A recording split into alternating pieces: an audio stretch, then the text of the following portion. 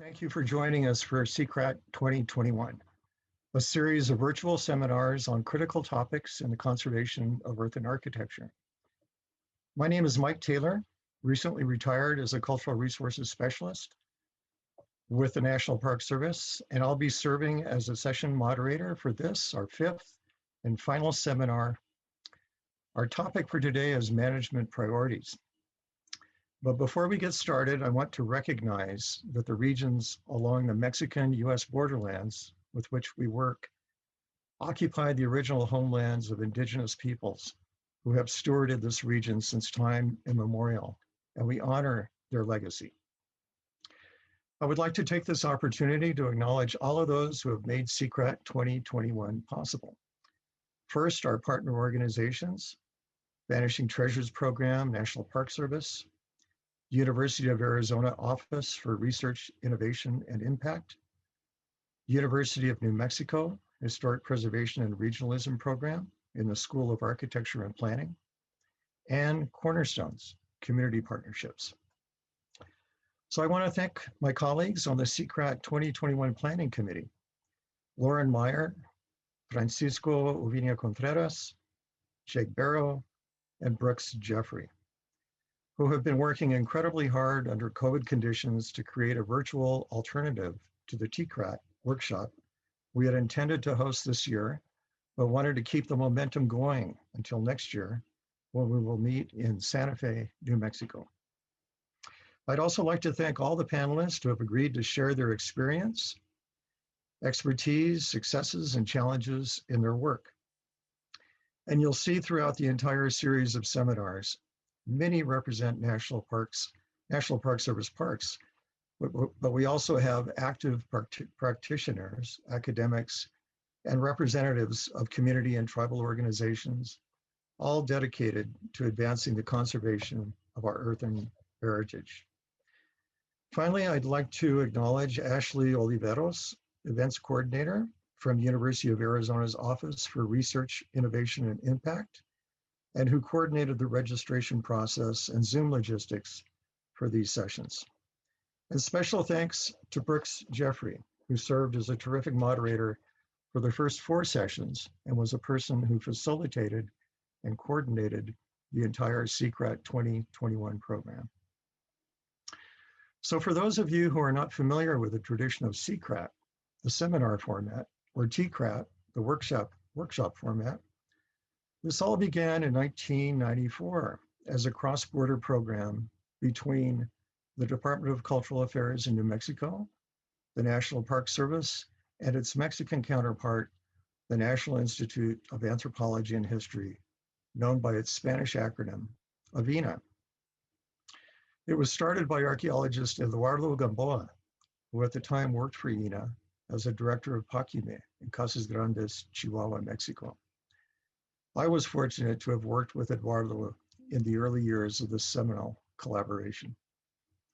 The program convenes experts from the United States and Mexico to share current best practices and case studies, and works directly with communities on both sides of the border, using hands-on workshops to teach conservation skills and help those communities preserve their earthen architectural heritage, and by extension, preserving the pride in their community. In essence, the SICRAT TCRAT program is a community of knowledge, and we encourage all of you to engage with the panelists in the series and with each other as part of this community. This year's virtual SICRAT seminar is intended to be the foundation for next year's TCRAT workshop, which will be held in conjunction with Terra 2022, the 13th World Congress on Earthen Architectural Heritage, taking place in Santa Fe, New Mexico in June. Links to next year's events can be found on the SICRAT 2021 website, which is now posted in the chat. This website also has links for the Missions Initiative website, where we've built a library of resources, including previous TCRAT presentations and videos that still remain a great resource of instructional tools on earthen architectural conservation. For those of you who weren't at the previous virtual sessions, let me provide some orientation as to how today's session will be conducted and how you can participate. Today's 2-hour session will be divided into 3 parts. A set of brief presentations by our invited panelists that will take up the first hour. Then we will take a 10-minute break and come back for a 20-minute roundtable discussion among the panelists, and then we'll open it up to Q&A, questions and answers from the audience. To save time, I will only be introducing each panelist's name and affiliation before their presentation, and then turn it over to them. If you're interested in more information on the panelists, please visit the SICRAT website for complete profiles of each of the panelists. And I very much encourage you to do so because we have a great lineup of presenters this afternoon. We encourage you to ask questions during the presentations, but they must be submitted using the Q&A feature on Zoom at the bottom of your screen. You may want to wait until the intermission to post your questions, especially if you think your questions will be covered by another panelist presentation. I will be monitoring and compiling these questions, and if they were not already covered by the panelist presentations, we will use them as a framework for our Q&A discussion in the last 30 minutes of the session. And just so you know, the chat function in Zoom has been disabled for audience participants, but will be used by Ashley and the panelists to post links, additional resources, and other information. And finally, this and all the SICRAT 2021 sessions are being recorded and will be available on the Missions Initiative website and eventually the Terra 2022 website, with the goal of creating a foundation of content for future TCRATs, including next year's in New Mexico. So now on to today's topic, management priorities. Each panelist will address what values drive the preservation of our earthen architectural heritage from their respective disciplines. And our first panelist today is Lisa Baldwin, National Park Service, Salinas, Pueblo Missions National Monument. Lisa? Hi, everyone. Really appreciate all of you joining us today talking about preservation. All right. So for me, like I mentioned, I am the superintendent at Salinas Pueblo Missions. And so I'm speaking today based on my perspective as a superintendent. So for me, it really comes down to the mission statement of the National Park Service. And so here we've got the Organic Act that really identifies and provides for conserving the scenery and the natural and historic objects and providing for the education and enjoyment of future generations. We add in the mission statement from the Park Service, and that adds the component of we are partnering with partners around the world on cultural resource conservation and outdoor recreation. So for me, it basically comes down to 3 ideas that drive management of the Park Service, and that is stewardship, relevancy, and partnerships. So I'm going to talk a little bit about all of those. So stewardship, it's really the careful and responsible management of resources that are entrusted to our care. I mean, that's basically what it comes down to, but I think it's also a bigger picture as well. So it's not only us doing the things that we are doing right now, but it's also promoting that idea of stewardship, inspiring future generations to take up that mantle and be involved in stewardship and preservation of our cultural heritage. And I also think it's part of the education part of with visitors, teaching them what the sites mean, how to visit carefully and respectfully and responsibly. So teaching those ideals of like leave no trace and other issues like that. So just to put into context what the current situation is at NPS. So currently we have about 20,000 NPS employees. In 2010, we had about just under 27,000. And by 2018, we had dropped to just over 17,000. So if I did my math right, in that 8-year period, we had a decrease in NPS employees of about 35%. And so this is an estimate for this year is about 20,000. So a little bit of an uptick, but still not at our highest numbers. We keep adding NPS units. Currently, we have 423. Those include approximately 70,000 archaeological sites, 27,000 historic structures, and 85 million acres. In 2019, we had 330 million visitors to our Park Service units. Last year, we saw a little bit of a decrease. We were only at 237 with the pandemic, but evidence and talking to other superintendents and other park service staff, everybody is looking at a drastic increase in their numbers again this year. And so 2021 for the remainder of this year looks to be another record-breaking year for the Park Service. So all of these issues come in. Based on all of this, it becomes really clear to me that the Park Service can't do it alone, and this is really where the relevancy and the partnerships come into play. So Park Service has defined relevancy as when all Americans are able to establish a personal connection to the Park Service and the missions and the programs and find meaning and value in what we do. So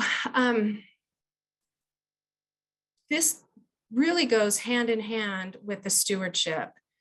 And there's this great quote that really sums it up perfectly for me. Freeman Tilden is basically the father of NPS interpretation programs. And he has stated that through interpretation, understanding, through understanding, appreciation, and through appreciation, protection. And so that's really what it comes down to, is if we can sell the relevancy and the story of the park, that helps the stewardship of the park. So more people that come to the park that understand what we're doing, the mission, the importance of these sites, the better off we are. There's less vandalism, there's less graffiti, there's less things of that nature, but there is also this great increase in understanding of the cultural heritage that we are protecting, the stories that we are telling, and it all goes in that circular pattern. I think it's really fantastic. So I wanted to talk a little bit about partnerships, consultation and collaboration. These are just a few that the NPS partners with, our tribal partners, other federal and state agencies, our local communities. For me, it is really, really key that our consultation and collaboration is just that. It is very collaborative. We are trying to build meaningful and collaborative relationships with these partners. Especially important is with our tribal partners. So this not only increases our understanding as NPS managers about the cultural heritage and the connections, it also provides an opportunity for us to tap into different perspectives that provide different options maybe that we hadn't considered about preservation. And it just gives us all a better appreciation for these fantastic sites that we are preserving. So finally, I wanted to talk a little bit about proactive management. And I know that that's kind of an interesting thing to talk about right now, just coming off of that pandemic where it was very, very reactive. There's always going to be things that we are reacting to: global pandemics, government shutdowns, and then those small things that we think we've planned for and have included, and then somehow snowball into big issues like delays in hiring that drastically delay projects and how you're reacting to things, and that can snowball into things. So having that strategic plan at the park level is really, really huge. I think some of the best advice that I got when I became a superintendent was to figure out and define those issues and those resources that were made of glass that were so important that you could not drop without irreparable harm or damage, and those things that were important but could maybe bounce that were made of rubber. So having that strategic plan and those conversations within your park planning group, with your leadership team, with your partners, and figuring out and coming to a common consensus of that feeds into an annual work plan is really, really key. The other thing is prioritization. So balancing all of these needs across divisions. And this really gets into some of the weeds and the difficulties of working for the federal government. So project scheduling is a huge one. Making sure that projects are appropriately scheduled, meaning a component A happens before component D. That sometimes is a real issue, especially as we are using different fund sources that have different ways in which money is released and how that happens and how projects are competed, that sometimes that scheduling gets really wonky. Really looking at funding availability and exploring all the opportunities that we have as resource managers to look for not just base funds, but FLORIA, numerous different fund sources that we can tap into, and making sure that we are looking at those, maximizing the benefit for the resources and for the park. And all of this kind of feeds into the last thing that I wanted to talk about, capacity building.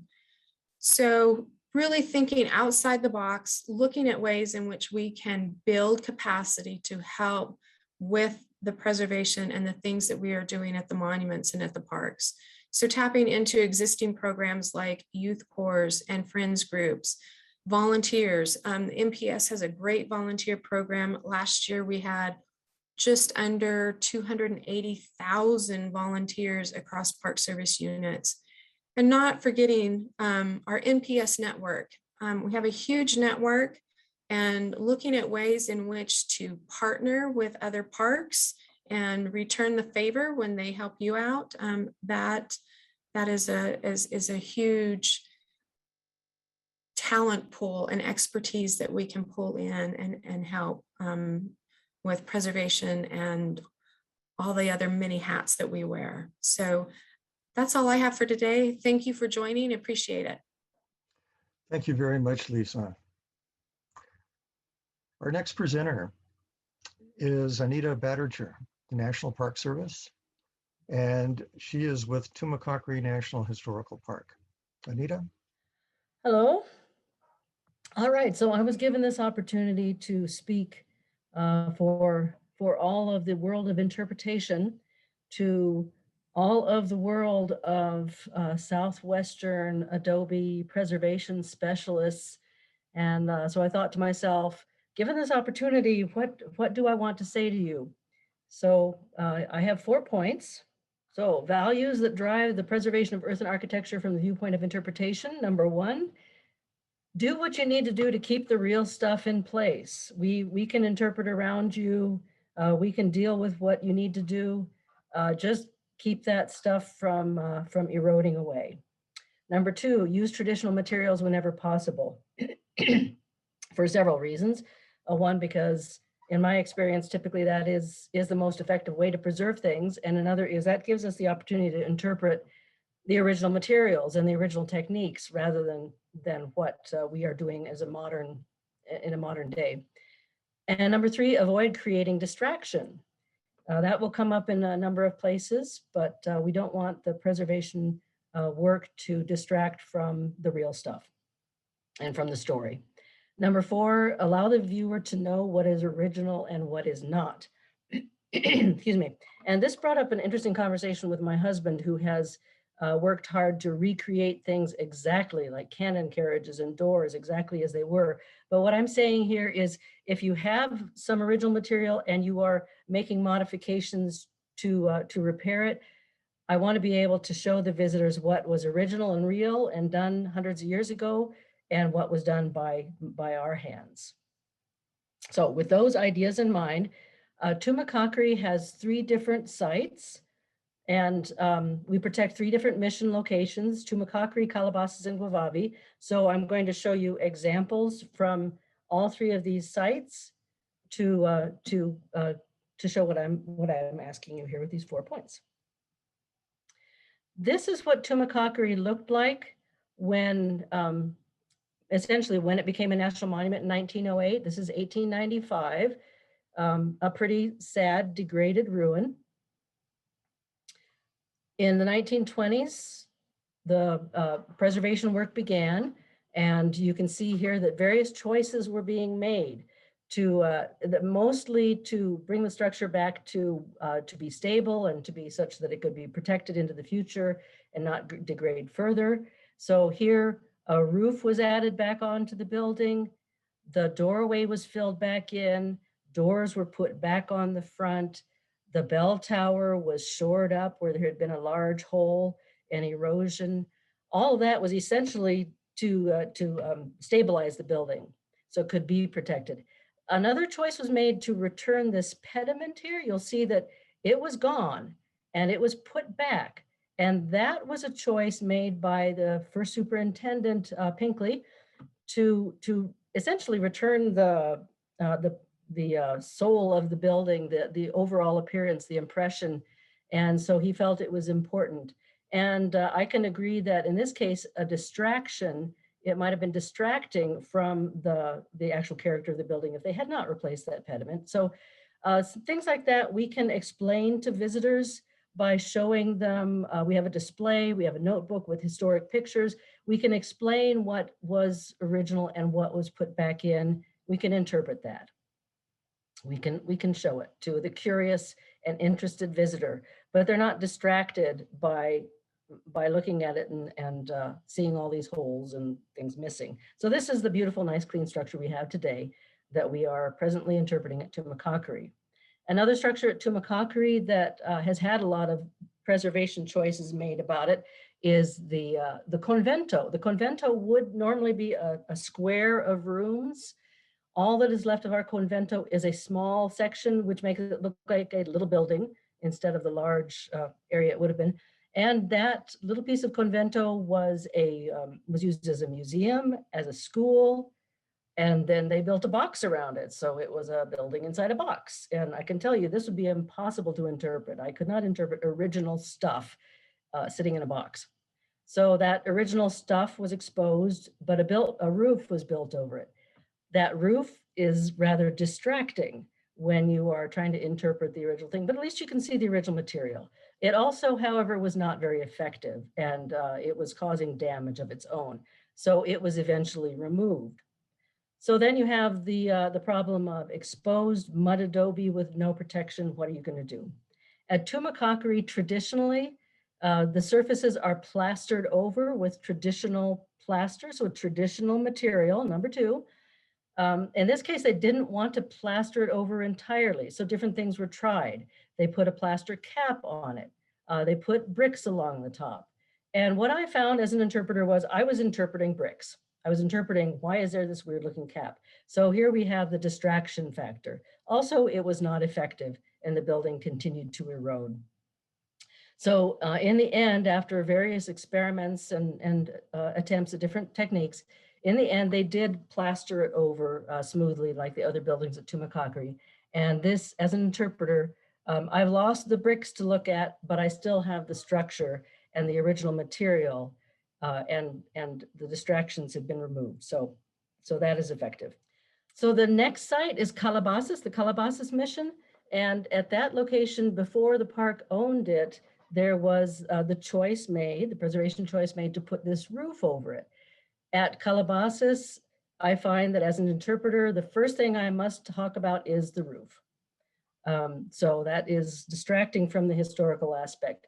But at Calabasas, you can also actually very easily see the real stuff, the original material. You can actually walk through the building. So once you get past that explanation of the preservation choice, this is effective. The building is doing well. It is not eroding, and we can easily show people the real stuff without distractions. and they can see what is original and what isn't easily at that location. So that roof is effective, but that area is surrounded by houses, and it is not a very historical feel. And then that roof also keeps it from being a historical feeling, as contrasted to the third site that we protect, which is the Guavavi mission. This site was left to erode before either of the other two sites, so there is less of it left. And in that location, the environment around it is really very historical looking. And the building, there's not much of the building left, but you can really feel the history in the area. This building had a lot of conversation happening around it not long ago. It had been gradually melting, not melting, but eroding away. And let me just give you an idea of how that was, what was happening here. This was that church in 1889. This is what was left in 1975. Now, this is two chiefs of interpretation before me. Not long ago, this man is still around. This is what he saw when he came in 1975 as the chief of interpretation.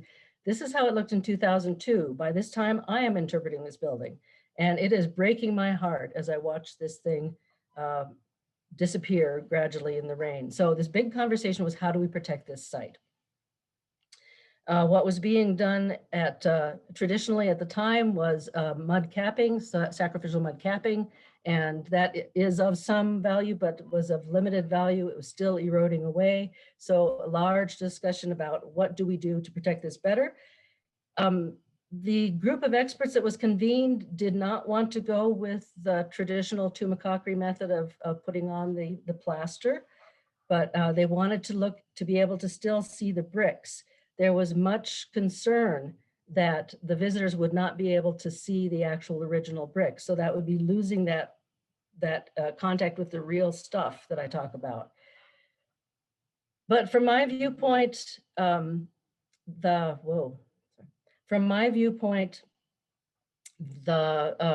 ability to walk into that structure, to see the environment, in this case was the more important choice, because you could walk into it with the final covering that they did give it, which was an amended mud cap or amended mud coating.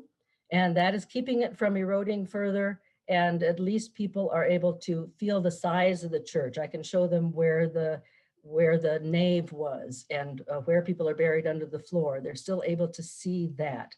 And they're able to feel that environment without having a roof intruding into this otherwise very historic environment. So those are all choices that have been made at Tumacácori over the years that impact our interpretation. Being able to actually see the original material, being able to talk about the use of traditional materials and continuing to protect the original materials, that what was used originally was a wise choice and continues to work. Having it free from distractions, either of pieces missing that would be distracting or of preservation techniques that are distracting, and allowing the viewer to know what is original and what is not. And here you can see, here's some patching and here's some original material in the middle of the bell tower, and that we can point out to visitors. So those are the values I wanted to bring up for interpretation. Anita, thank you very much. Our next presenter is Jeremy Moss, National Park Service, Pecos National Historical Park. Thank you, Anita. I used to work at Tumacácori, and Anita brings up an interesting kind of debate that we always have when we're talking about how we do preservation work at these sites, just related to whether our treatments should be clearly distinguished from original, or whether they should blend in, or whether we're looking for something in between. So I think that's interesting. That might be a good topic later. So right now I'm going to give my perspective on what are the values that drive the preservation of earthen architecture from a resource manager's perspective. Ultimately, we're trying to balance resource protection needs and other values that often relate to cultural connections to these sites, think we have to keep in mind in considering how we determine treatments and management of these sites, that these places are historically and prehistorically connected to modern day peoples, and that these places are still significant. Oftentimes we have to make difficult decisions balancing resource protection versus ensuring that these cultural connections still exist. In the previous slide I had here, we were showing a mass that takes place during feast day at Pecos National Historical Park within the church. And so again, we're balancing resource protection, but also trying to recognize and keep the cultural traditions alive and the connections to these places. And then resource needs also relate to conservation. So resource needs also, as a resource manager, relate to our primary goal of conservation and preservation of both materials and cultural values and meaning of these places. And that's something that's important to realize, is we're not only trying to preserve the physical stuff, but we're also trying to preserve the cultural values, meaning, and connections to these places, because many of these places are the ancestral homelands of modern day groups. And, you know, especially in New Mexico, places like Pecos have strong connections to the local and regional Hispanic communities, as well as many of the existing Pueblos. These Pueblos did not disappear, and these places are still highly significant to them. So we consider that in our management treatments and in our consultation and collaboration efforts, as Lisa pointed out. So some of the things we're always considering is significance. How is this site significant to the larger region, the nation, the history, and the prehistory of the area? So we also need to do identification, and this is a National Historic Preservation Act process. If we get federal funding, it's called Section 110. So we have to know what we are managing, and we have to know how to protect and what are the important aspects of our resources. So that requires us also to do condition assessment and monitoring, prioritization, long-term maintenance, and funding. So whenever we're considering what do we need to do to protect these sites? How do we make decisions? These are all of the things that we have to balance and have a good understanding of. So other values besides things related to the physical management or preservation of these earthen resources relate to the fact that we're also conserving history when we conserve these sites. We can get really over-focused on preserving original material and original fabric at all costs, and sometimes lose sight of the reason why we're doing this work. And this is one of the focus of my presentation today. And really, I think it's about the cultural connections to these places and the fact that these places are still very much alive to many of the modern day ancestral groups and descendant communities. And so, you know, we have to keep that in mind. And so in order to understand all of these aspects, we have to be involved in science and education. We have to consider the aesthetics of sites and how aesthetics itself is a form of values. Economic value. Many of these important sites have tangible economic value in the visitors that visit the regions and come and spend money within our communities. A recent study of the contribution of visitors to Pecos and the area around Pecos showed that visitors bring over $2 million to the local community.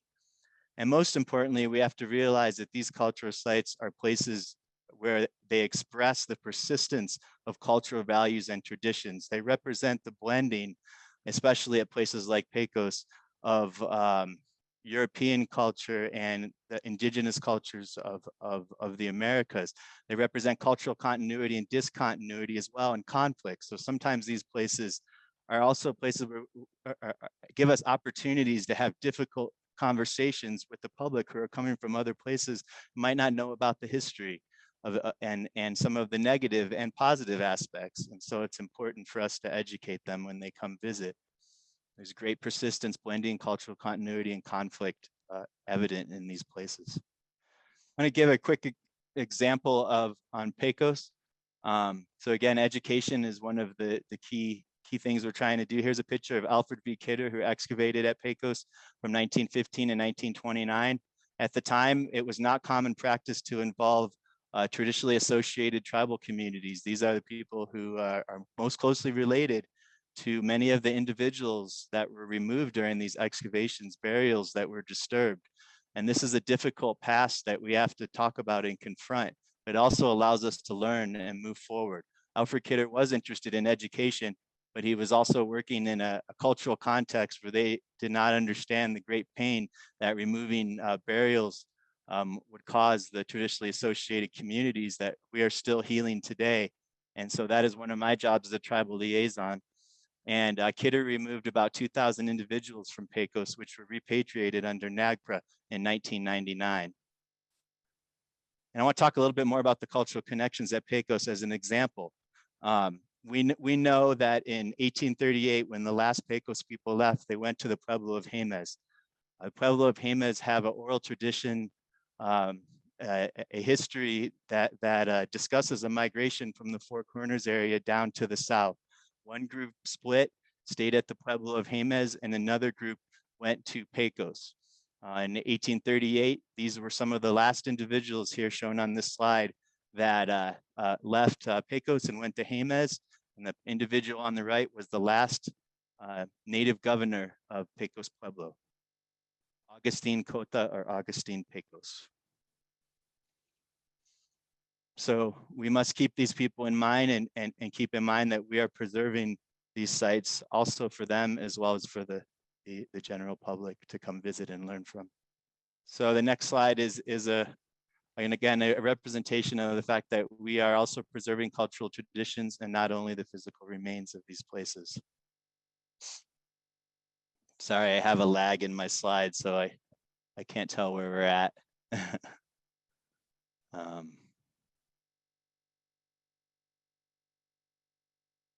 Here's an image from Feast Day.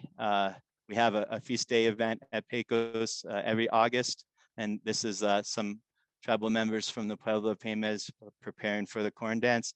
And just so everybody knows, I was given permission to use these photos, and some of these photos have been published before.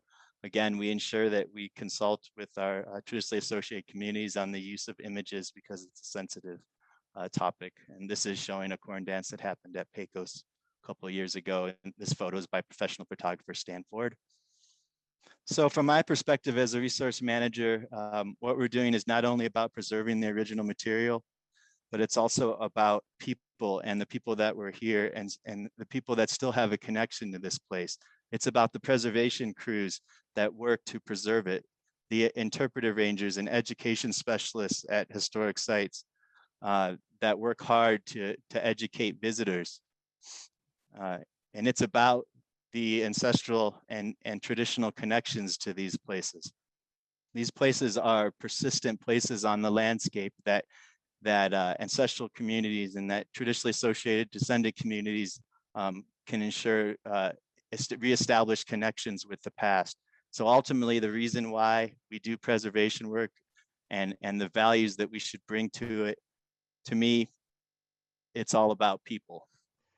Great, Jeremy, thank you very much. Our next speaker is Kevin Cuyate from the Ancestral Lands Conservation Corps, Zuni Pueblo. Kevin? Keshe koton lagi dinawa ho Kevin Cuyate election homanoti o yato ka kutan toa ko awan chatla. Hello and good afternoon, everybody. My name is Kevin Cuyate. Thank you for the introduction there, Mike. I am the program manager for the Ancestral Lands Conservation Corps Zuni office, but for this particular moment, I will be sharing my perspective on the management of historical sites going forward. And as I'm starting off my perspective, I want to start off by first acknowledging those who came before me. So not only in my respective community of the Pueblo of Zuni and the elders who have set forth within this land, who have offered these teachings. Beyond that is those staff and you respective individuals who have dedicated your time and efforts to such a task of preserving history.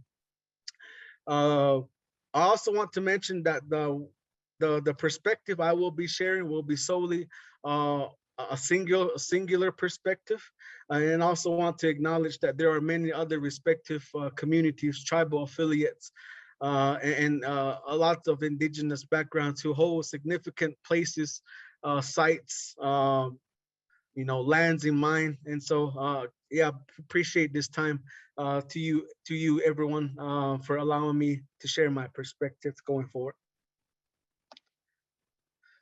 And so a lot of what I've come to know in the traditional sense, as well as in my involvement with such historical sites through my profession of being involved with the Ancestral Lands Conservation Corps, it is making a connection. How are we going about this work that we're doing, preserving history and the techniques, the resources affiliated with such sites? How are we going about it in our individual perspective backgrounds? And a lot of the Zuni tradition was stemmed off from orally speaking. So whether it was songs, prayers, and what have you, lessons to be taught, it was orally done throughout our history. And so what's depicted on this slide is a very eloquent interpretation of our migration story here in the Zuni village. This piece was done by local artist Getty Epalus, and is now housed in the Bandelier National Monument exhibit. But what's so unique about this interpretation of the migration story is that it depicts national parks, it depicts forestry lands, all within our oral story, our oral traditions. We acknowledge these places, we acknowledge these lands, and more so we acknowledge the dwellings within those lands as once a part of our history. Our history, and rather our migration story, expands way beyond than where we're currently housed in the Pueblo of Zuni, right on the border of New Mexico and Arizona. So with such visionary from artistry, with such insight from our cultural leaders, we're able to piece together and imagine what sites may have looked like, what sites may have been, how sites may have been occupied going forward. And with the enthusiasm and passion brought forth by those who are speaking these words, we can sense the energy that was felt and the impact that was taken away from such sites. So just to give you a bit more context into this imagery, sites like Xipa, Bulima, Bandelier National Monument, Heshadayata, El Moro National Monument, Heshadambitsulia, Chaco Canyon are all depicted within this imagery right here you see before you. And I also want to acknowledge the mentors that have shared their knowledge throughout generations. So as one was able to obtain such profound knowledge, whether it was songs, prayers, techniques, it was orally passed down in a setting such as this. You see a lunch gathering here by some Zuni men who just gathered after working the day out in the farm field, right? So within that simple moment, a lot of information can be shared, lots of feedback can be given, lots of direction, guidance has been offered. And to the right is depicted Calvin Chimney, employee of the Vanishing Treasures, employee at the El Moro National Monument, someone who I consider my personal mentor. I've been under his wing since my involvement with the Ancestral Lands Conservation Corps back in 2016. And even then, he himself have had vision, a group of youthful individuals willing and prepared to embark on the mission of preserving history. And it is through his insights, through his direction, through his guidance, that I have found my profound passion for this line of work that I will be sharing with you continuously. With that mentorship, with that passion set forth, we were taught techniques, and these were techniques of masonry. These were techniques of sourcing material, traditions that were orally spoken about, however, continuously practiced even to this day. What's depicted on the left picture is that of a brick production.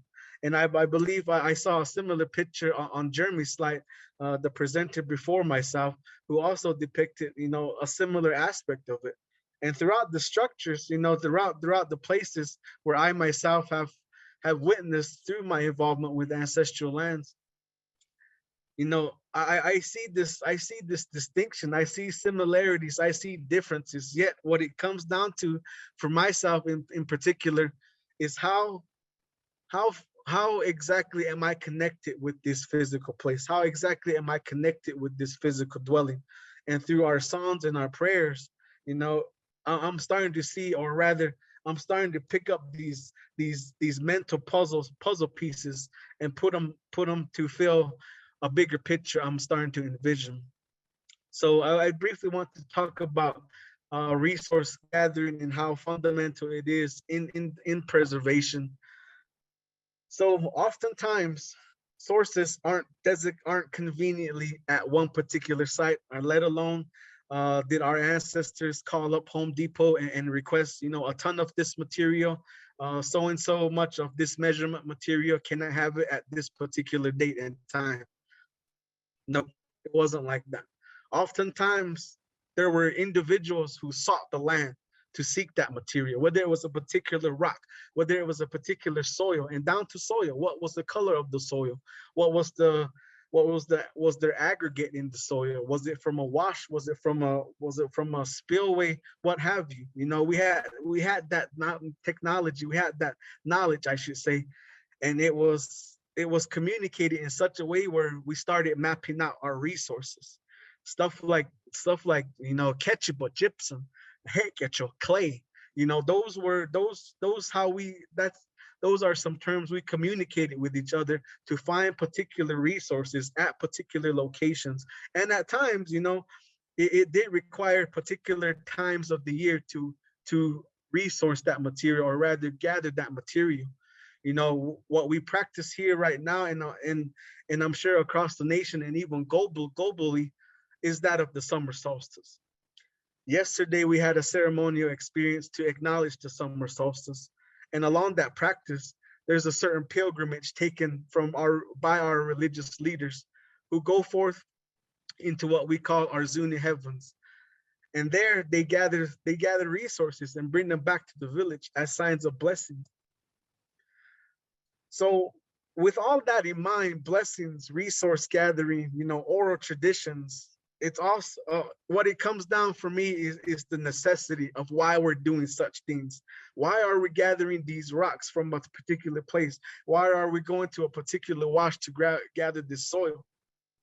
Why it's you know, with a big concept of necessity in mind, you know, dwellings. How do we manage to evolve, you know, to protect ourselves from the elements with the resource we have available? And what you see here is a picture of one of our oldest villages, and it's portraying, you know, just quite the architecture my particular ancestors had to portray.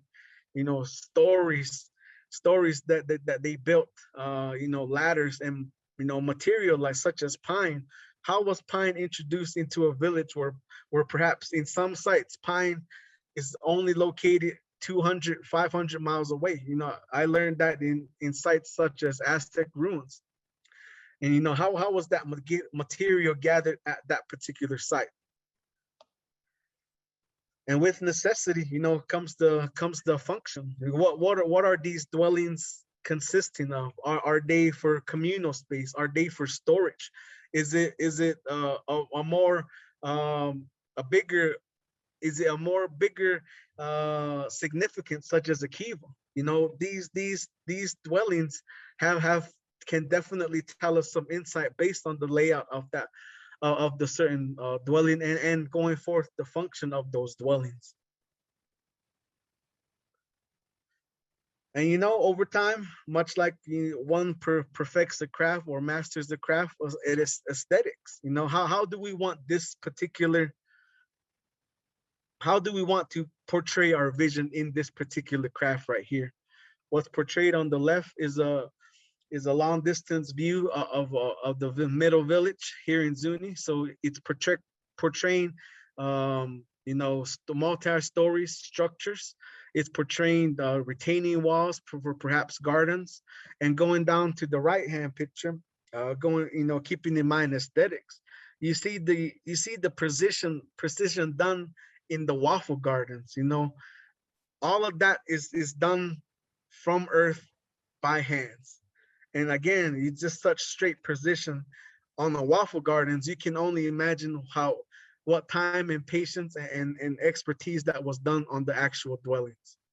What it comes down to nowadays is preserving what we've come to be taught, preserving what we now know.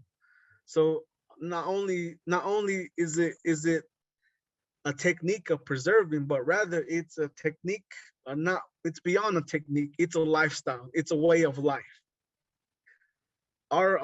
The preserving what we come to know in historic preservation goes beyond those words in the Arzuni culture. It's a way of life. It's an annual thing that's done. What's portrayed on here with the adobe ovens is a couple family members, my mother and my nephew Caleb. And that's how I was introduced. That's how I was taught to come to know these particular structures. What's out there? That's a het bokon. That's an outdoor bread oven.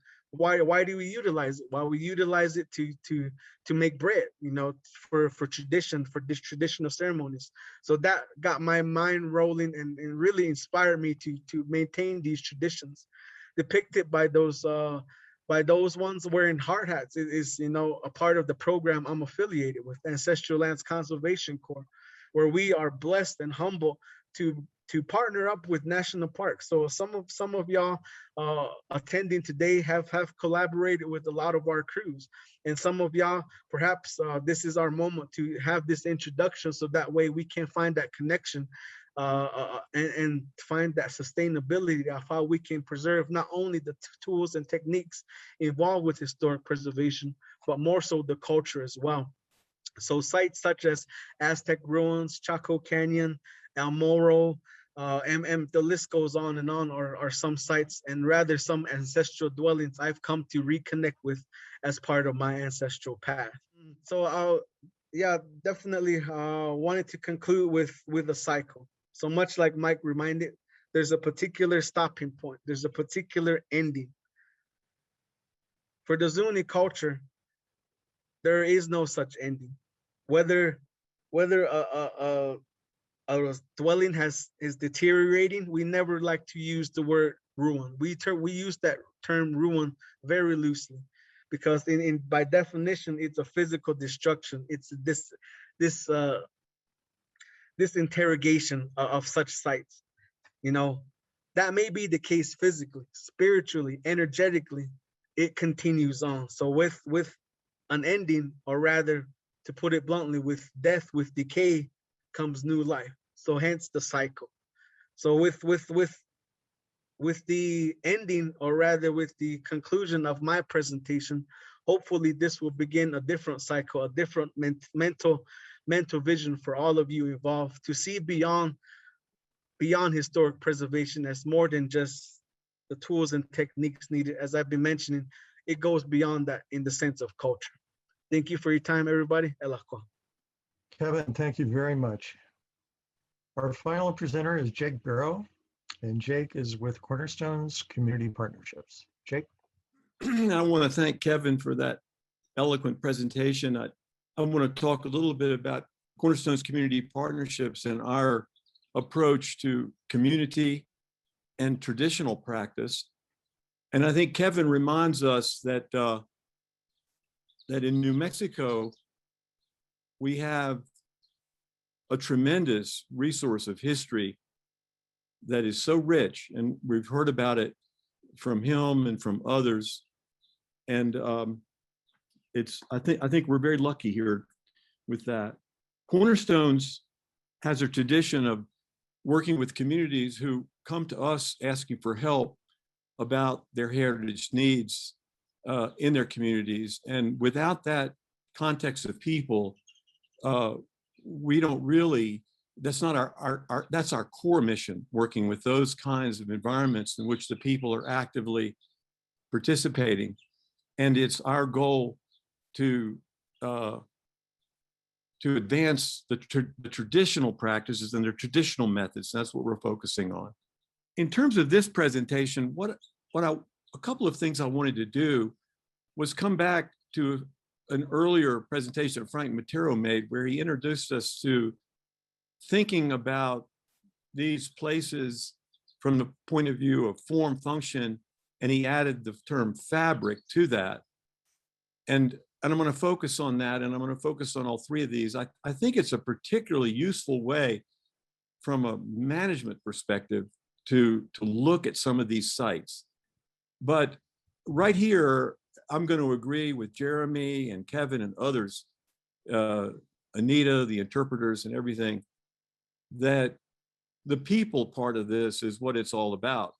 And even these places that seem abandoned, as Kevin mentioned, the ancestors, as far as they're concerned, never left there. Their spirits are still there. And so and of course, in many places, historical places are still in use and the people are still using them. Okay, that's obvious. The function continues as it is. So I think that this context of form, function, and fabric always comes back to that people element, whether it's visitors or tourists, or whether it's the users, or whether it's the ancestors that were there, or even, as I say here, the future unborn people that aren't here yet. To complement Kevin's presentation, I'd like to talk about the Hispanic traditions a little bit in New Mexico, which are so rich. We've worked at Las Trampas. Many people know this site. And Jose Lopez was the mayordomo there until he passed away. And the mayordomo ship passed on to Emilio Martinez, I think. But what we see here is so interesting in tradition, because Jose's ancestors built this place in the 1770s up in Las Trampas, this church. And just like we all know, this was built with materials right there, right on site. No real architect in the sense of the modern day. But his people and the people in this village built these places from the ground up and maintained them for centuries in the use and function in which they were intended. These places were very challenged in the 20th century, and a lot of things have happened, and changes have occurred. But yet, the thread is still there. And when Jose died, people stepped up. And I've seen this personally in New Mexico, where people will come back. People who have been away from their village, grew up in their village, went off to Los Angeles or Phoenix or Chicago or what have you. When retirement comes, they come back. And they come back for a purpose. It's because that connection to that place, their ancestors are buried there, they built it. And guess what? They like to participate in the maintenance of it. I also want to bring up a point that, or some points and some elucidation that came out of Doug and Angelin's presentation about pre-contact sites. And what I took away from that, from the scientific analysis of the work that was done by the ancestors, Kevin's ancestors, and Calvin and Myron's ancestors that spoke before in a previous session, the really developed sense of material and the understanding of those materials and how they were to be used, and the work that Doug and Angela do get deep into this to really analyze. And of course, there's no necessarily how did they sieve the materials, and these questions aren't necessarily known, but what we can recognize is that those ancient people had a very, very high sense, a deep sense of what they were doing. They knew what they were doing. They knew their materials. And now, of course, some of us today have a difficult time trying to preserve some of those things. But in any case, we do. Now, I want to talk just a second, come back to this, the fabric part of the form and function.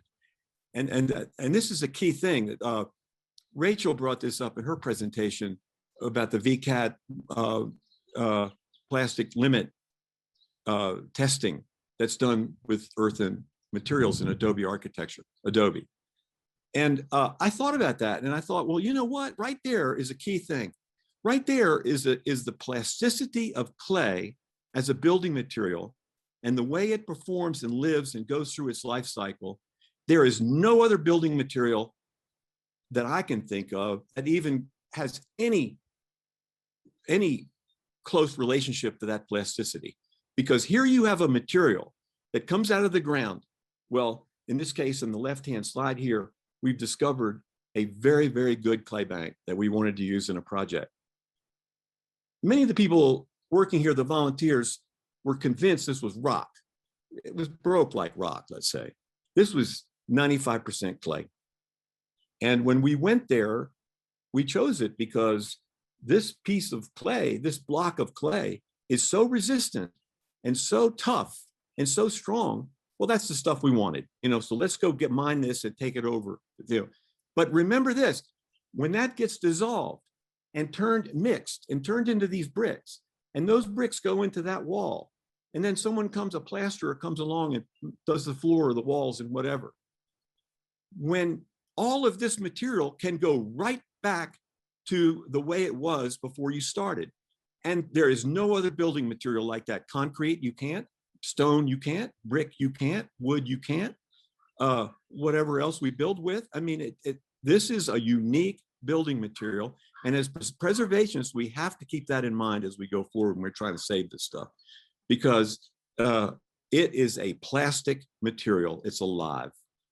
And so when we have so many discussions in these 5 sessions that have been so rich, we're trying to preserve, in many cases, pieces of architecture that have form and function. And in many cases, it's obvious.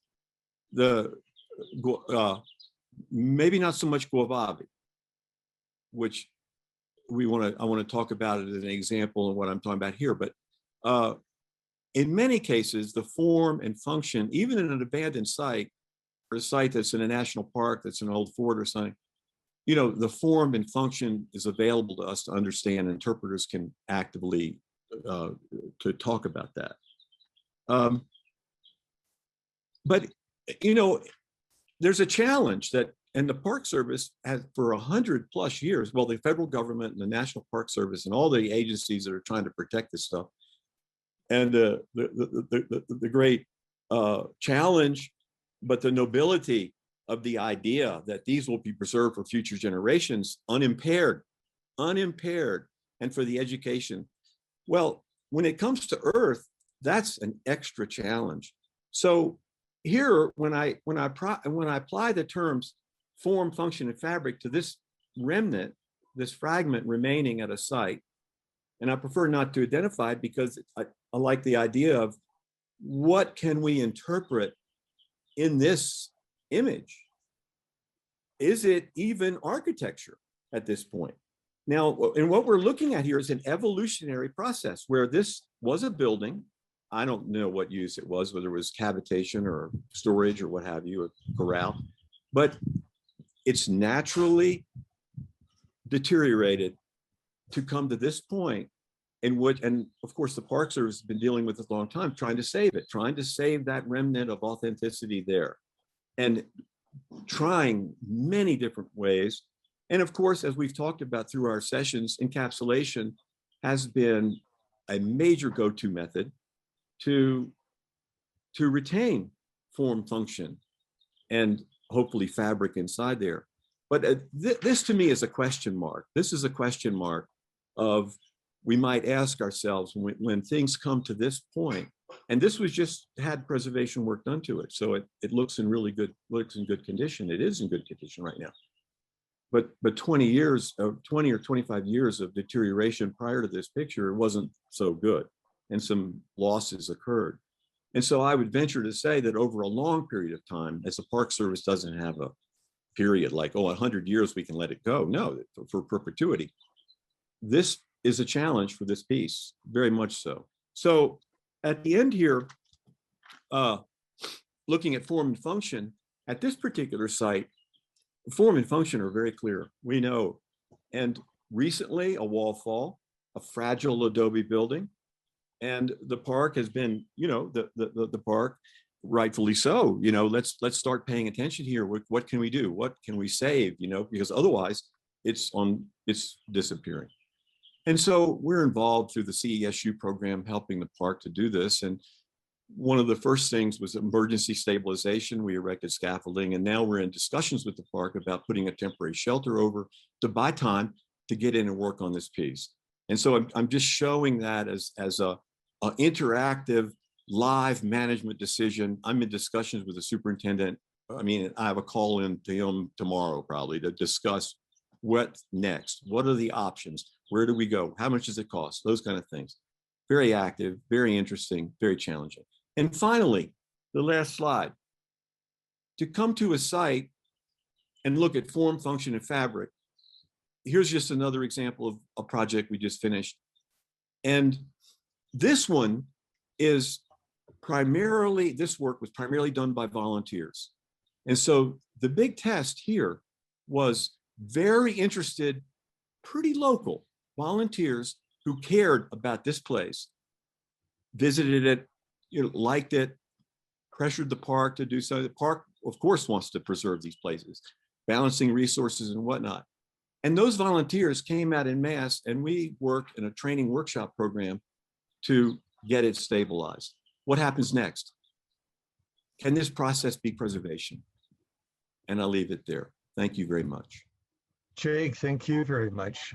I know it would have been great just to continue on and on with these wonderful presentations, but we do have some good discussions taking place here fairly soon after this break.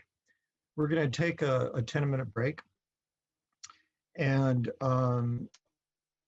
before we leave for that break, I'd like to remind you that you can post your questions in the Q&A feature.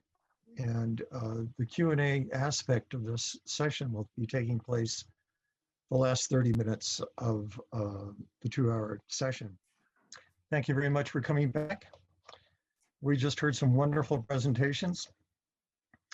Today and over the past 5 weeks, we've been sharing information about earthen architecture and conservation through presentations and discussions that have been really wonderfully informative and engaging. The presentations we just heard pertaining to what values drive the preservation of earthen architectural heritage have been very thought-provoking. These values, as we've heard, many of them cited, especially by Jeremy, include such things as social, economic, scientific, interpretive, aesthetic, artistic, and historic aspects, as well as spiritual, that help us understand what makes a particular earthen architectural site important to protect, preserve, and interpret, and why. So for the next 20 minutes, through a roundtable discussion among the panelists, we will explore these concepts further. So I'd like to ask each panelist to address this guiding question. How do you balance the multiple values to prioritize management decisions? And I would like to ask Lisa to lead this off for us. Lisa?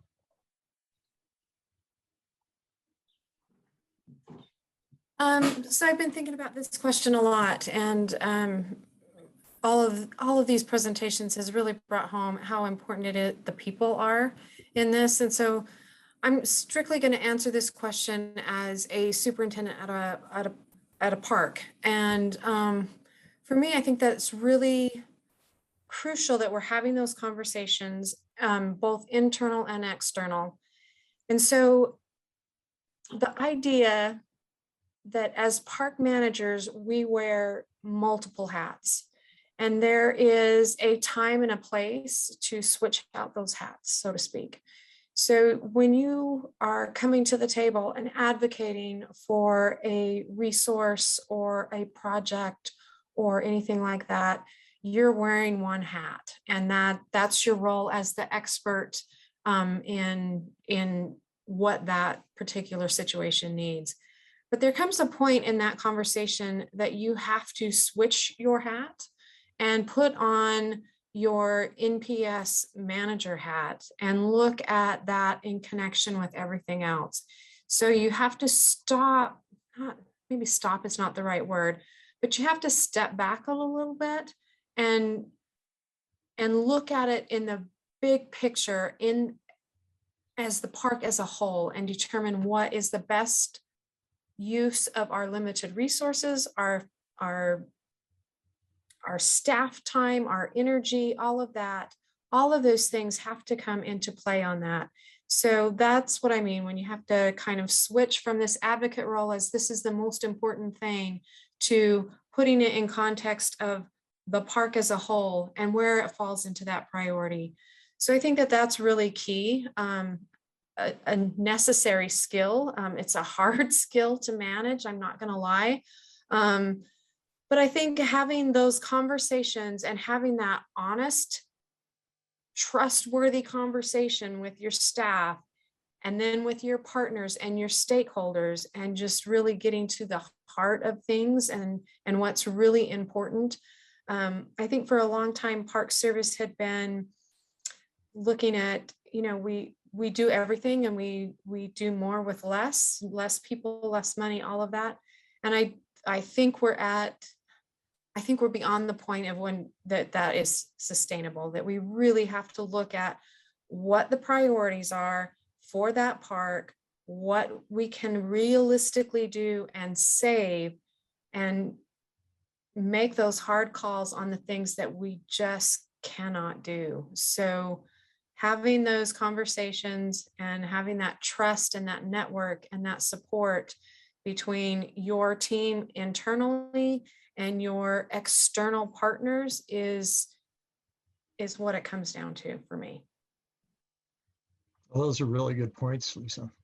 Would anybody like to add to that? Yeah, I'd like to add, I agree with Lisa. Probably the hardest thing in my job is prioritizing, because I do want to do everything. And those who have worked with me probably say I don't always do a good job of prioritizing because I try and do everything. But we are often prioritizing actually, because budgets and other realities force us to do that. And it is really challenging to have to make decisions sometimes when your heart's in it and you want to save everything. But Lisa's right, we can't with our staffs. I think balancing the different values, as you've expressed it, Mike, for me, it also comes down to a real good understanding of the significance of the place that you're managing or preserving. And you kind of occasionally have to go back to that as a touchstone when you start to feel like you're overwhelmed with the amount of things you need to conserve and preserve. A lot of us are preservationists at heart. That's why we're in this. And that often means we want to preserve everything. And so we have to go back to what's the significance. And then that, I think, it really dovetails well with those cultural traditions, the people that are most connected to these places. And those are difficult choices to make as well. We often don't have all the information we need to make those decisions. Sometimes that information isn't shared because of past injustices that happen to indigenous communities, and a lot of things that still need to heal before we can truly collaborate. But I think the collaboration part can get us closer to understanding significance and understanding what we should be focusing on. So for me, it's a lot about that, going back to what's our significance, and when we're feeling overwhelmed, just go back to that. Thank you, Jeremy. Jake? Yeah, I just wanted to add a brief statement. In the 1990s, the National Park Service started the initiative titled Vanishing Treasures. And that became a program later, but so it's been around now 25, 30 years or so. And I think when that term was picked, Vanishing Treasures says something. And those sites were essentially rock and earth or earthen sites that are being talked about. Of course, alcove sites, Mesa Verde, there's all kinds of different versions of that. But when we think of the fabric portion of that, the earth, it is the tactile part is that could be considered vanishing. And I think the recognition was that if nothing were done, those places would go back. So there's been a great effort. But I just, in context, we've known for a long time that earthen resources are a special category. And when resources, the park staff, maintenance, preservationists, are declining and the money's not there, those resources have to suffer because there's a lot of other things to do that Jeremy and Lisa have talked about. Yeah, and what Jake's saying is something that I have lived my entire career, and I think that when I first started, when I was working at one of my second jobs at Tumacácori, David Ubeta used to say Vanishing Treasures was really about the vanishing craftspeople and what was perceived as vanishing traditional knowledge about how to preserve earthen architecture, and that the training and building up of that workforce was the biggest challenge 20 years ago and is still the biggest challenge. And it's still the biggest challenge in my job as the older generation, leaves and is unable to physically do the work. It's challenging to find people that want to do it within the local community, especially with the changes in technology. So this is my biggest problem as a resource manager with earthen architecture at a site. And I am struggling yearly to figure out how to hire the people that want to do the work and keep them coming back every year.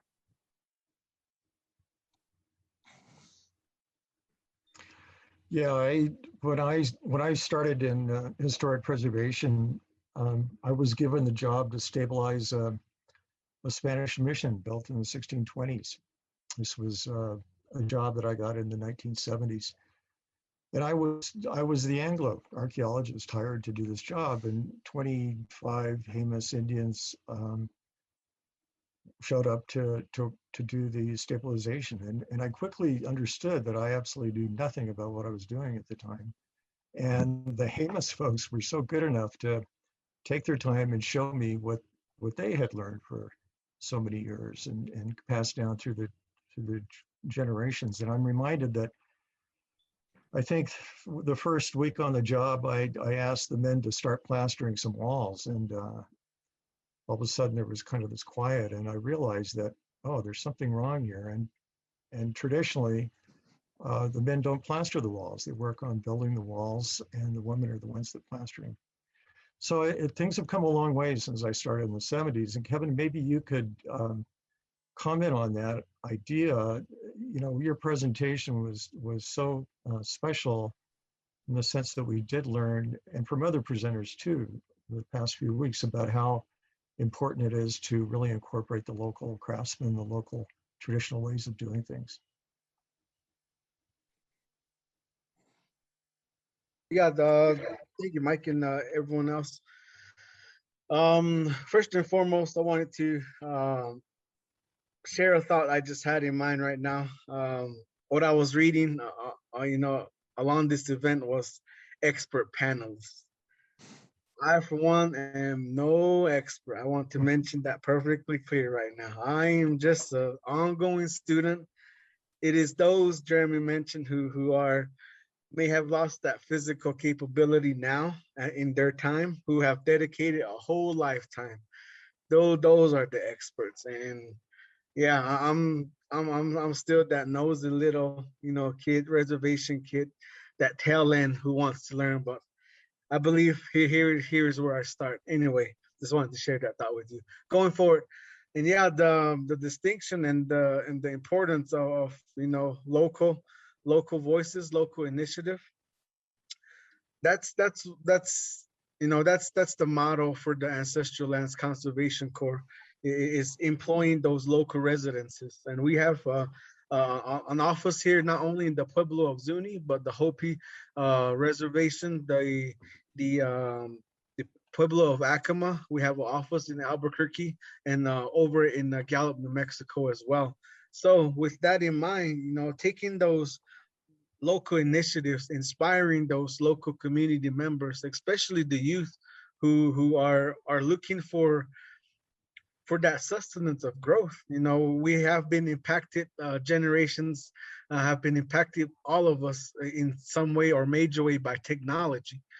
Feeling that coming from rural communities such as the Pueblo of Zuni, feeling that technology will wipe away everything we have in regards to oral tradition and practices. We can take a look at what we have now as far as technology as a resource, and how we can benefit from that resource, and in introducing that youthful voice. inspiring them through social media of historic preservation, how eloquent it is, how detailed it can be, and quite laborious. For some folks are actually looking for that laborious effort in this convenient lifestyle we're living in now. To put a unique voice such as someone who comes from the Pueblo of Zuni, or rather from the Pueblo of Isleta, or from the Diné Nation, to put their voice and their distinction and to put their spirit behind the project that they're doing, I believe that benefits everyone involved. In the interpretation factor, you get a perspective that you can't really pick up in a textbook. You get a perspective that's uniquely right there at that moment.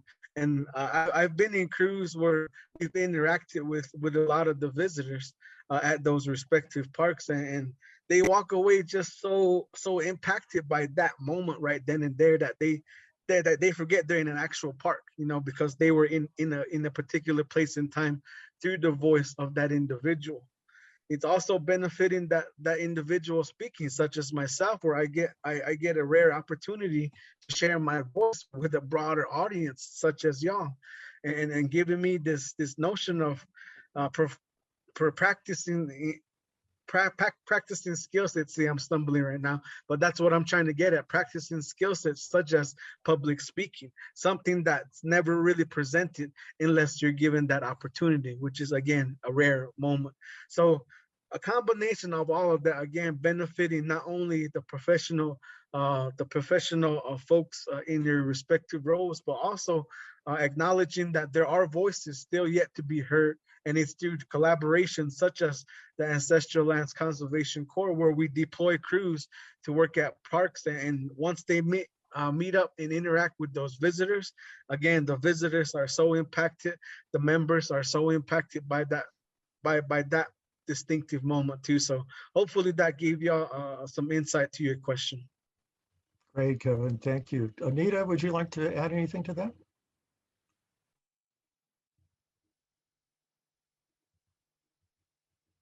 Anita, you're on mute. Great. That totally threw my brain off of what I was going to say.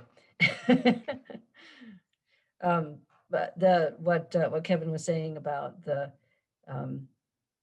impact of talking with people who have actual connected experiences, or who are working on the structure and have those knowledge bases. Interpretation isn't always from the certified interpreters. It can be from the people who are out there doing the preservation work and explaining the significance of what they're doing and what they're protecting, and if they have a personal connection to it, explaining that significance. And that's incredibly powerful interpretation. Great, thank you. Jake mentioned the word perpetuity earlier, and I think all of us are understanding that there's a little bit of an oxymoron involved here when we're talking about perpetuity of earthen buildings. And sometimes I imagine what, for example, Fort Union is going to look like in 100 years, or Tumacácori, and how those values that we've been talking about are going to be changing through time. Jake, would you like to comment on that? Well, I just briefly, I think one of the things in our 5 sessions, so many things have come up with the shelters, the shelter coats that we've talked about, actual new work and unamended work where we're applying mud plasters to these things. Well, one example that hasn't come up, I was looking for a photograph, but at the Presidio in San Diego, that was an earthen site. And the city decided years ago, there was no way. I mean, they were trying to maintain those elements, and they recognized that earthen materials, they just could not do it. And so they made a decision to backfill the site, and they did it in an interpretive manner, so that when you walk around in the Presidio, you actually get the feeling of the expanse of it. It's earth, because it's earth. It's earth. It's got grass growing on it. It's not some other material. And you also can believe or can think, and probably true, that the authenticity is buried there. So authenticity of the original is right there. It's not going to be gone. It's buried and there, stable and stable. So the National Park Service has trouble with backfilling, although we've all been through this and recognize that partial reburial can be very effectively done. And so many parks, Chaco, Aztec, so many parks have done that effectively. And I'm not advocating or anything. I'm just, it's a subject matter that didn't come up in the 5 sessions. And when we think about that, I think we need to add that reburial or partial reburial, interpretive reburial to the mix of solutions that could be available to a manager when they're at wit's end about what to do. Yes, Anita. That just gives me some thoughts related to Tumacácori, that we do have some components of our structures that have been excavated and reburied. And just speaking as an interpreter, it is a much greater challenge to interpret a grassy hill than even the lumps that we have remaining at Guavavi. At Guavavi, you can at least feel that, like, as I said, feel that space, walk in between the walls, even though they don't look like walls, you can feel the space and the length of the church.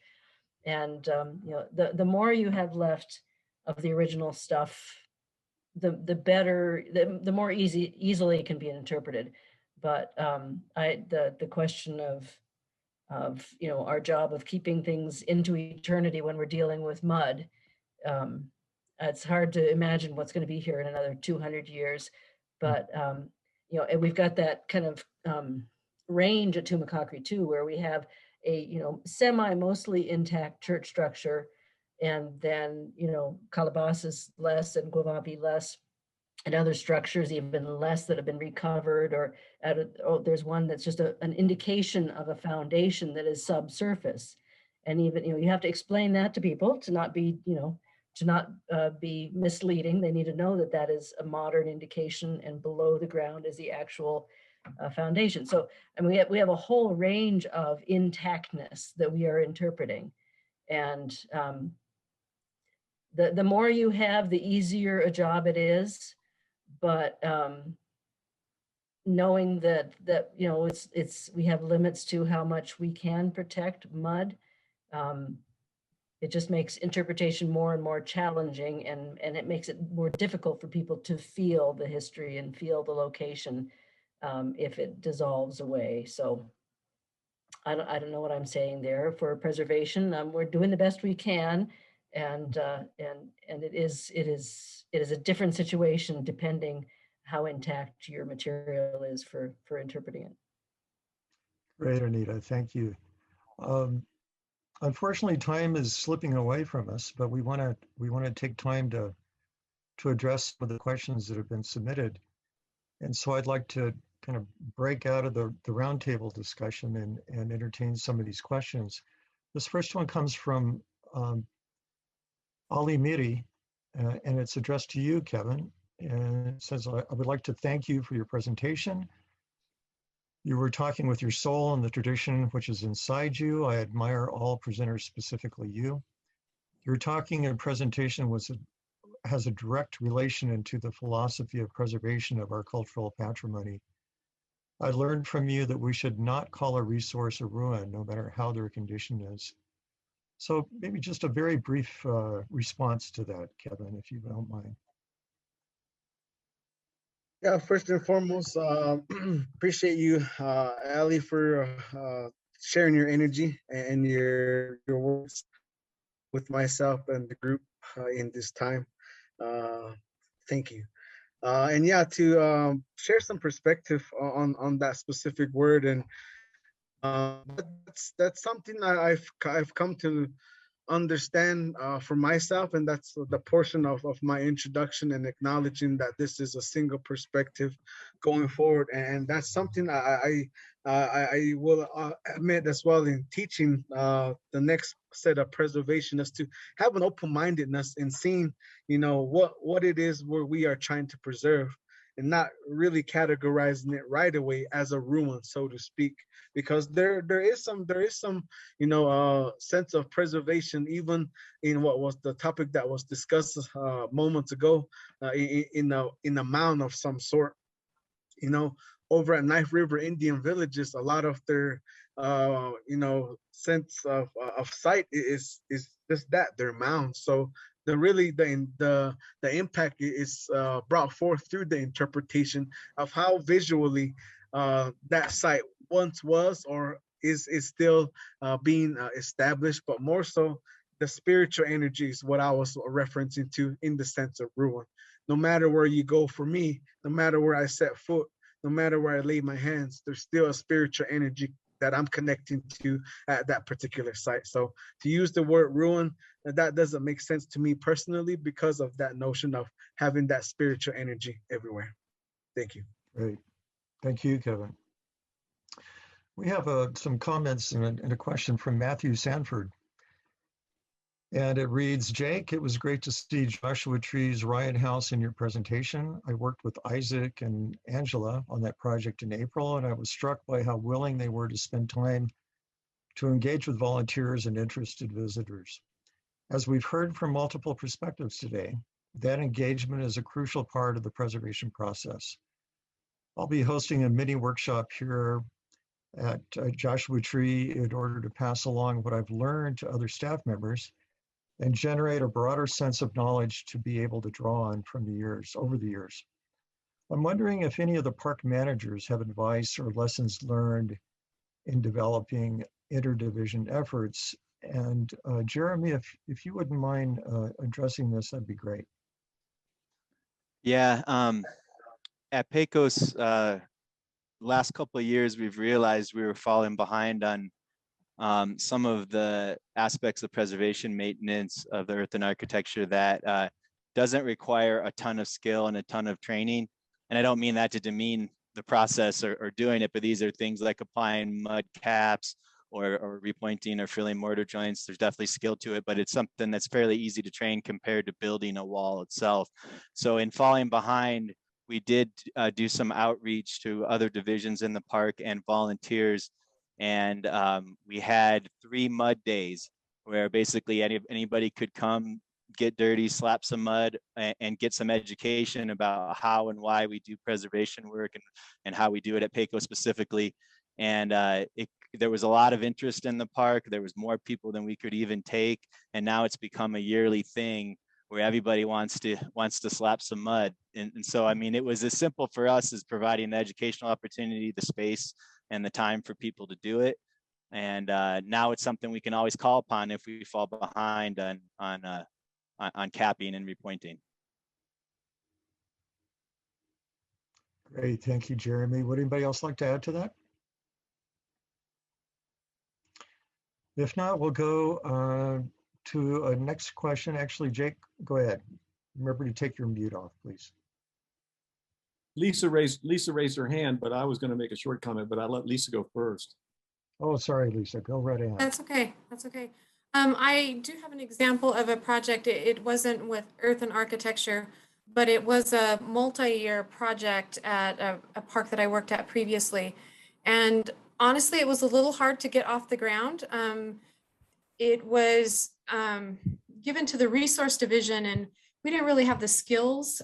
We were all Southwestern archaeologists, and this was not that structure. And so it took us a little bit of time to get it off the ground and involve other staff members in the park. And so the first year was a little bit rocky. By the time the second year rolled around and we were doing project work, people were coming out of the woodwork, so to speak, about, I heard that was an awesome project. How do I get involved? Who do I have to talk to? How do I get involved in this? And it just ballooned. I mean, it went crazy. But the thing that really impacted that park is that it built connections and networks internally. And so then you learned all of these other skills that other people had. And it became so interdisciplinary on everything we did. That project started that ball rolling. And we just learned so much about each other, an appreciation of everything that everybody else brought to the table. And every project after that, it was like, oh, we're going to do this interdisciplinary. And it became the thing of how we did projects. So I highly recommend doing it. Sometimes it's hard to get it started, but in the end, it was so worth it. So that's all I have. Great, thanks, Lisa. Jake? Yeah, real quick, what we have found at Cornerstones is that there's a tremendous public interest in earthen architecture. I can't really explain it, but for years we were running these workshops, come downtown and make some adobe bricks. You know, who wants to make an adobe brick? Well, I mean, it turns out quite a few people. And then if you do a plastering, like we did there at Joshua Tree, we had plenty of volunteers. And I'm talking about enthusiastic, you know, and some people actually charge money to do these kind of workshops. We don't do that. We want interested people learning. But and mining clay, that's a little bit of a challenge. You have to get teenage boys out there for that, because they get picks and axes and you get really challenged to break that rock. The general volunteers will do that a little bit, but all this other stuff, they love it. And there's something going on in America where there are people that call us and say, I'm making a trip. I'm coming out to New Mexico for 2 weeks. I don't want to just sit around or go visit. I want to do something. Y'all got something going on. I could join in. And of course we say, well, would you like to make adobe bricks? You mean I get to make an adobe brick? I could really do that out there? Come on, you know, and they do. So there's some things here, you know, there's some stuff here about this. Well, this next question kind of feeds into what you were just saying, Jake. This point is by Matthew Sanford again. And he says the intersection of community, oral tradition, and tactile engagement is so rich in earthen architecture. Does anyone know of any writing exploring this along the lines of Catherine Weidman's piece called The Lives of Stone Tools? Does anybody know of any writings that have addressed this? Well, it sounds like a good short for somebody to look at, somebody to write here in the next few years. Good question, Matthew. This next question is from Alex Lim. And this is addressed, I'll ask you to answer this, Jeremy, if you don't mind. If traditionally associated people and traditional techniques are important in the conservation of places, what might be forcing the NPS to continue to advocate for synthetic materials that can ironically deny the opportunities for the public to get involved in site conservation? Is there a limitation to the current legal framework and how the NPS carries out its work?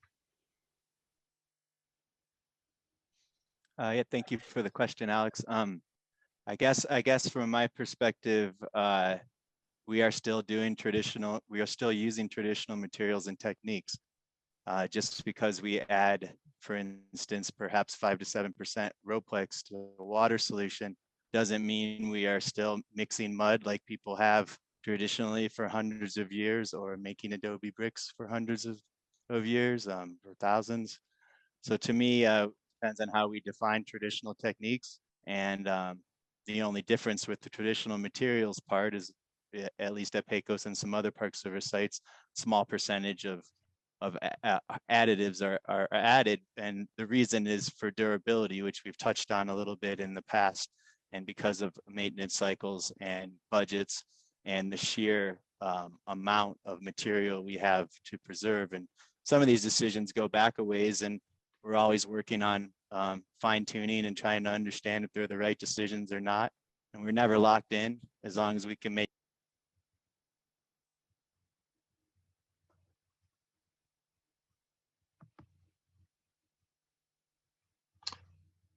Jeremy, I think we've lost your signal, your audio and your video. So We apologize for that. Hopefully you'll be able to get back on here soon. Would anybody else like to comment to that question?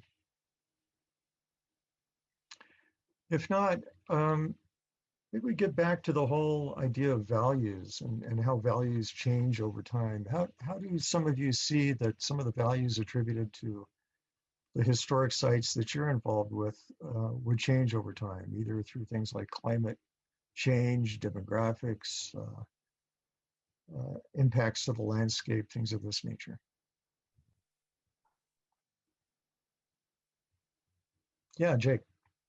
Well, from the presentations today, I have to think back a bit about Boss Pinkley and the decisions he made at Tumacácori at the turn of near the 1920s or whenever it was, before that, I guess. And I doubt we would make those decisions today. So that's a broad change over time, but probably we'd be much more hesitant to make those kind of decisions, which he did for very good reasons. And thank God. Well, I mean, look at the place. It's just one of the most beautiful places. And that was maybe an aesthetic decision. But nowadays, I get the sense that on public lands, we're much more reticent to really want to just preserve what we have right there, and not reconstruct things and put things back. That's one comment I would make. Anybody else?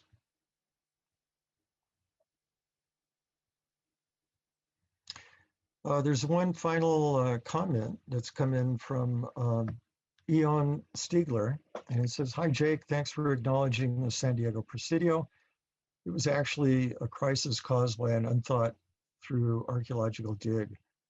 We made a lemonade out of lemons." And actually, I was involved in some of that backfilling 25 years ago. And it did turn out really, really well. Like Jake says, the real thing is under that mound. And the challenge for us is to tell the story, as Anita's talked about. Jake, any other comment on that? No, and thanks, Ione, for bringing that up. And I really didn't know how the decision process was made. I was giving a lot of credit to the authorities being so prescient about their thought. But I think it's an example where there's interpretation, there's signage on site, and so that's what the opportunity is to have a sign that shows what the place really looked like. And I don't remember the interpretation on site right now, but it seems to me there is some of that, and it explains what it is, and you can walk around and get the sense and all of that. So it has. I realize what Anita's saying about Guavavi, but in contrast to the two, the actual truth that Guavavi is not pretty in the long term. Whereas I would predict in 200 years, Presidio will probably still be pretty much the way it is. And Guavavi is just less and less and less. And I don't want to predict too much, but so. I have to say this has been wonderful. All of you have been fantastic, and thanks very much to all the questions that have been submitted. I really want to express my thanks over the years to our Mexican colleagues. And from those colleagues, we've really learned so much since this program started 27 years ago. And we've shared a lot of good experiences and a lot of good friendships. So this is such a wonderful program, SICRAT, and it's really due to the real cordial relationships that the United States and Mexico have forged together through the years. So I really applaud all the efforts of people like yourselves who've been working on this for the last few years. A reminder that the video recording of this and all the SICRAT sessions will be available on the Missions Initiative website in the next few weeks. And we'll send out a notice to all the registered participants. And we would also like you to fill out a very quick evaluation form, the link for which is available in the chat. And this will be sent out to all the registered participants in the session. So please take a minute to provide us any feedback so we can continue to improve this program. And finally, we really would love to see you all in Santa Fe, New Mexico, next year for the Terra 2022 Congress, at which SICRAT will have a role in a workshop taking place right around the same time, I believe. So please check out the website, and we look forward to seeing you all next year in Santa Fe. And thank you, panelists, again for a wonderful, wonderful session. See you later. Bye.